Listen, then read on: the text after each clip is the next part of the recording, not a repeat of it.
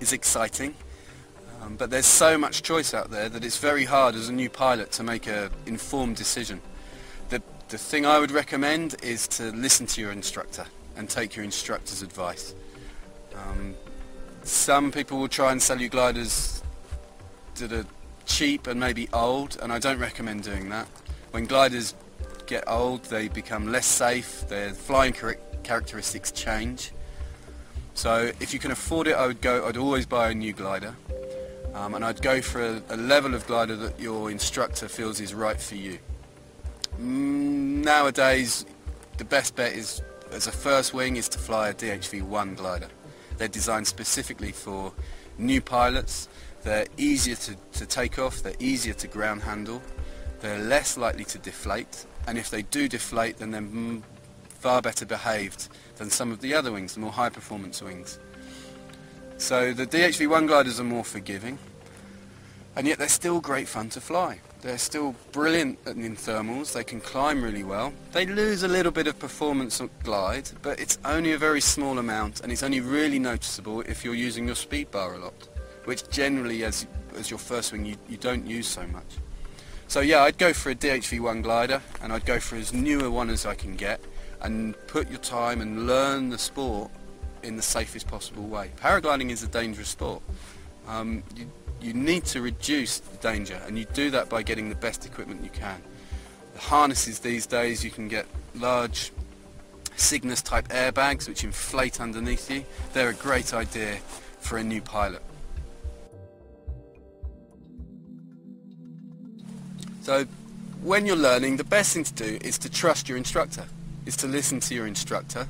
Invariably they'll be very experienced, they may have been flying for a long time, and they've taught many people, so they know how people learn, and they can change the way they teach to different standards of students.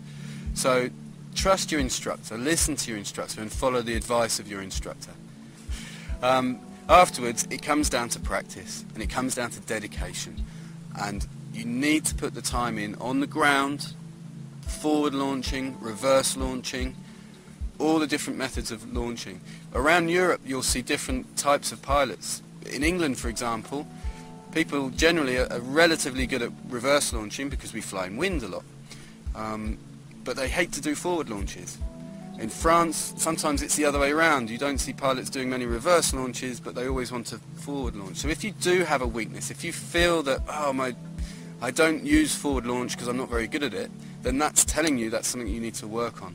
The aim is to try and perfect and try and become as rounded a pilot as you can. So throughout your flying career, you want to look at areas that you're not comfortable with and maybe consider learning about those areas. Also, going on advanced courses is important. Once you're qualified, that's not it. There's still the whole game to learn. The aim of a school is to make you into a person who is safe and knows the dangers of the sport. Once you leave that school environment, that's when it can become dangerous. So taking advice from other pilots on the hill is really important.